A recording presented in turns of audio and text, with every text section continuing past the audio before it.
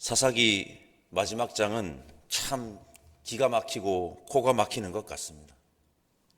이보다도 추악한 모습이 있을까 하는 생각까지 듭니다.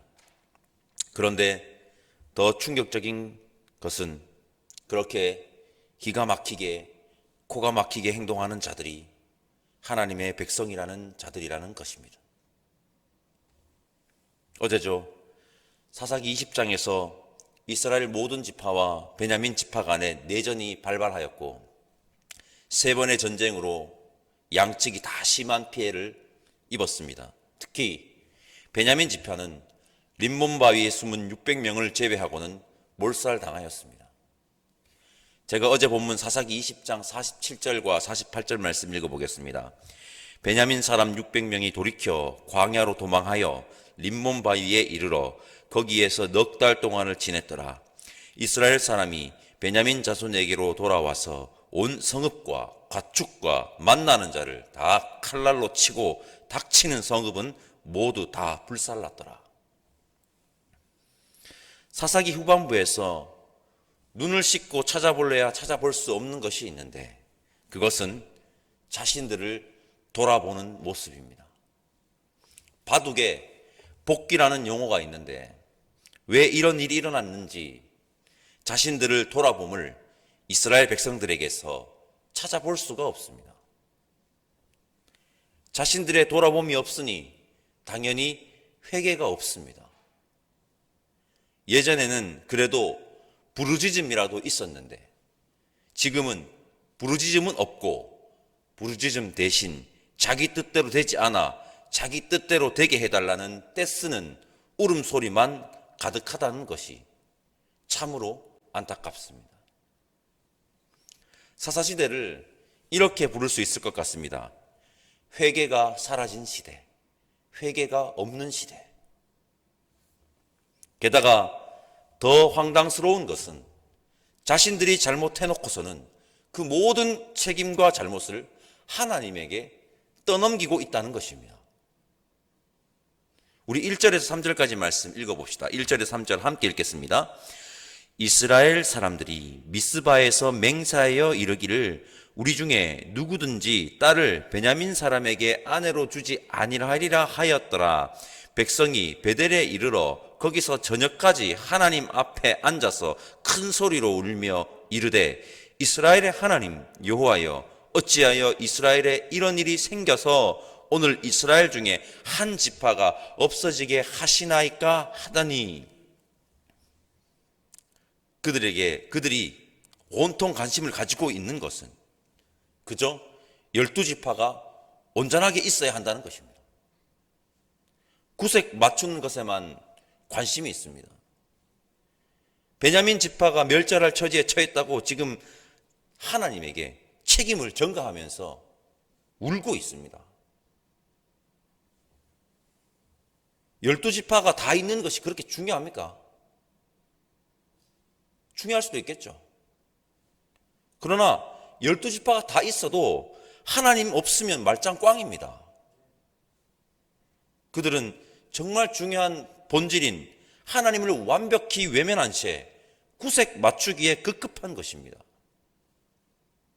자기들이 엎질러 놓고는 구색이 안 맞는다고, 우리는 12지파여야 된다고 하나님 때문이라고 하고 있는 것입니다.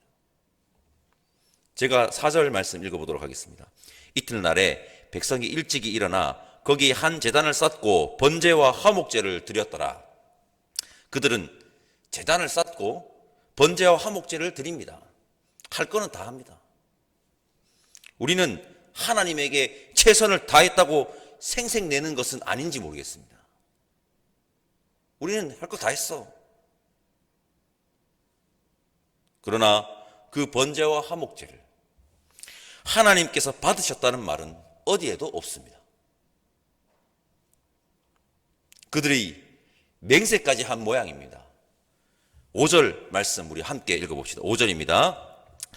이스라엘 자손이 이르되 이스라엘 온 지파 중에 총회와 함께하여 여호와 앞에 올라오지 아니한 자가 누구냐 하니 이는 그들이 크게 맹세하기를 미스바에 와서 여호와 앞에 이르지 아니하는 자는 반드시 죽일 것이라 하였음이라.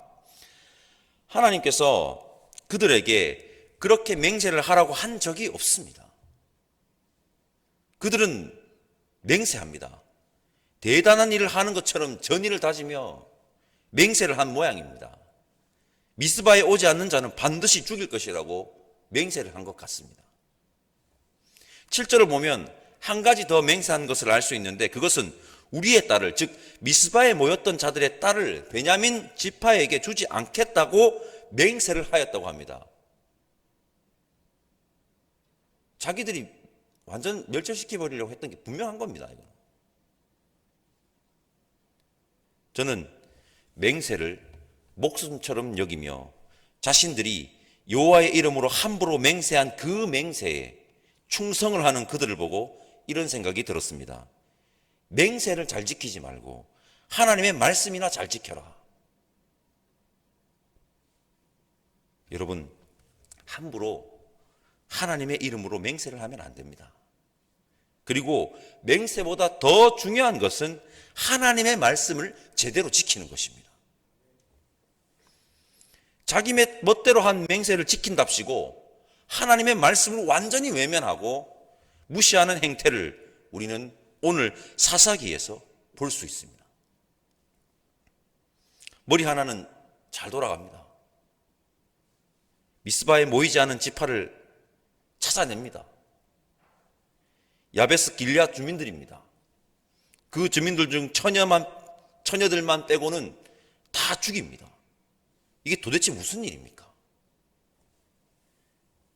역시 전쟁의 가장 큰 피해자는 여성과 어린이들임을 분명합니다. 어린이들이 가장 많이 생명을 유린당하고 인격을 말살당하는 것은 약자인 여성과 어린이들입니다. 그리고 야베스 길앗의 처녀 400명을 데리고 가서는 림몬 바위에 있는 베냐민 자손과 평화협정을 체결합니다. 그들은 급기야 평화의 사도로 둔갑을 합니다. 지금 이스라엘 백성들은 너무나도 당연한 듯이 생명 존중이라는 하나님의 말씀의 제일된 가치 중 하나를 정확하게 위반하면서 자신들의 헛된 맹세에 충성하고 있습니다. 다시 한번, 함부로 맹세해서도 안 되고, 그리고 맹세를 지키는 것이 중요한 것이 아닙니다. 하나님의 말씀을 제대로 지키는 것이 중요합니다. 림몬 바위에 베냐민 지파 사람 600명이 있었다고 했습니다. 그러니 아직 200명이 모자란 것입니다. 19절에서 22절까지 말씀을 함께 읽어봅시다. 기가 막히는 방법으로 200명의 여인을 납치해 옵니다. 19절에서 22절까지 우리 함께 읽겠습니다. 또 이르되 보라, 베델 북쪽 르보나 남쪽 베델에서 세겜으로 올라가는 큰 길 동쪽 실로에 매년 여호와의 명절이 있도다 하고 베냐민 자손에게 명령하여 이르되 가서 포도원에 숨어 보다가 실로의 여자들이 춤을 추러 나오거든 너희는 포도원에서 나와서 실로의 딸 중에서 각각 하나를 붙들어 가지고 자기의 아내로 삼아 베냐민 땅으로 돌아가라. 만일 그의 아버지나 형제가 와서 우리에게 시비하면 우리가 그에게 말하기를 청하건대 너희는 우리에게 은혜를 베풀어 그들을 우리에게 줄지니라. 이는 우리가 전쟁할 때에 각 사람을 위하여 그의 아내를 얻어주지 못하였고 너희가 자의로 그들에게 준 것이 아니니 너희에게 죄가 없을 것임이니라 하겠노라 하매. 매년 여호와의 명절이 되면 실로의 여자들이 춤을 추러 오는데 그때 납치를 하라고 지금 범죄를 용인합니다. 그리고 자신들의 오만방자한 행동을 이게 다 하나님을 위한 일이니 그냥 넘어가자고 말합니다. 자신들의 행위를 하나님을 위함으로 포장하고 있는데 정말 이런 행동을 해서는 안 됩니다. 자신들이 내놓은 인간적인 해결책들만 가득하면서 하나님의 일이라고 하는 이런 모습은 너무나도 위험한 모습입니다. 세상은 이렇게 이야기하기도 합니다. 결과가 좋으면 과정이 어떻게든 상관없다. 결과만 좋으면 됐지. 여러분, 이렇게 되면 어떻게 되는지 아십니까? 사람을 수단화하여 이용합니다. 너무나도 쉽게, 당연한 듯이. 결과만 좋으면 되니까. 하나님의 백성이라는 자들은 지금 실로의 여인을 수단화하여 이용하는 것이고, 그 잘못을 하나님을 위함이라는 명분으로 둔감시키고 있는 것입니다. 끝으로 정말 충격적인 사실을 알려드리겠습니다. 여러분, 20장과 사사기 20장과 21장의 금식, 여러분 정확하게 말하면 단식투쟁이지만 어쨌든 금식, 언약궤, 제사장, 번제와 화목제 등 갖춰야 할 것은 다 갖추고 있다는 것입니다.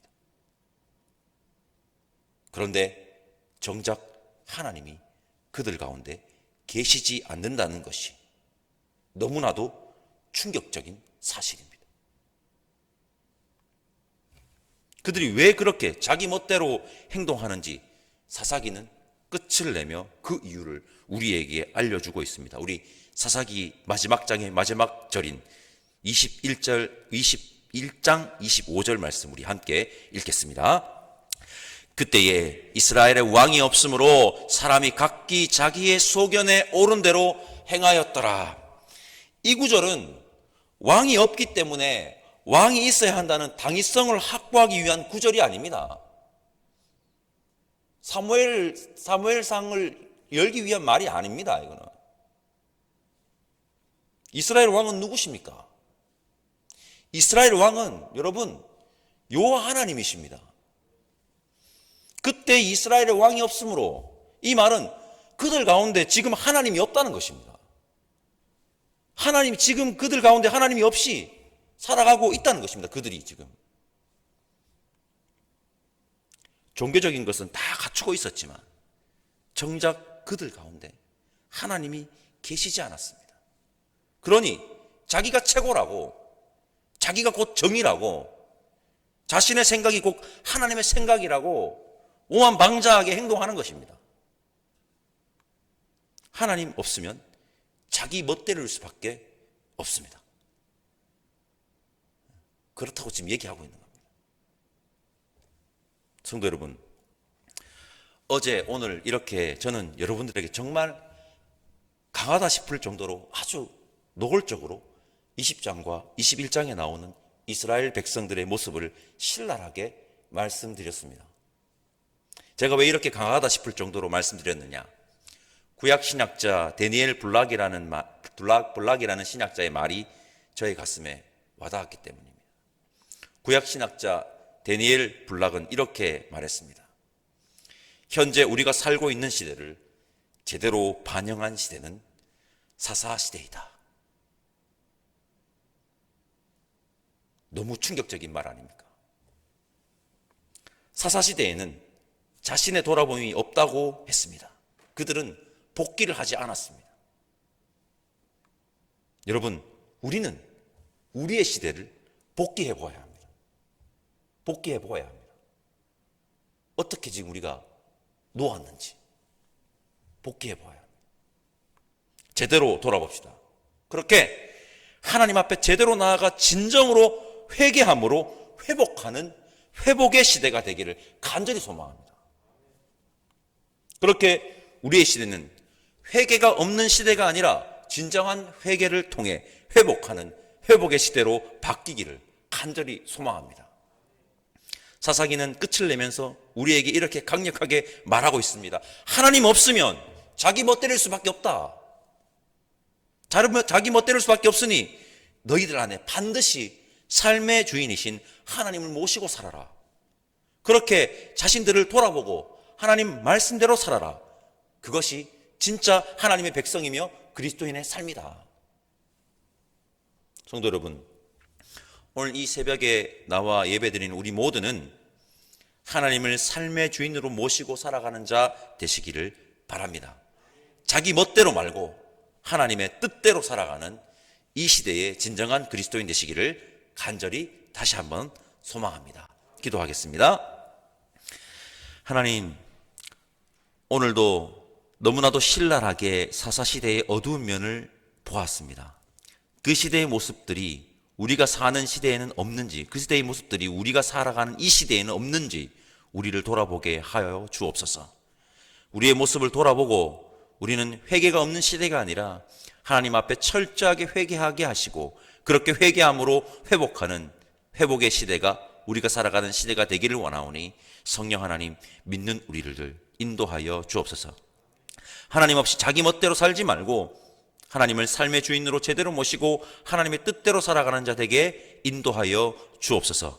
감사합니다. 예수님의 이름으로 기도드립니다. 아멘.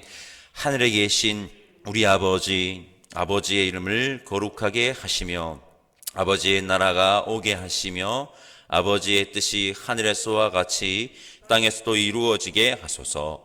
오늘 우리에게 일용할 양식을 주시고 우리가 우리에게 잘못한 사람을 용서하여 준 것 같이 우리 죄를 용서하여 주시고 우리를 시험에 빠지지 않게 하시고 악에서 구하소서.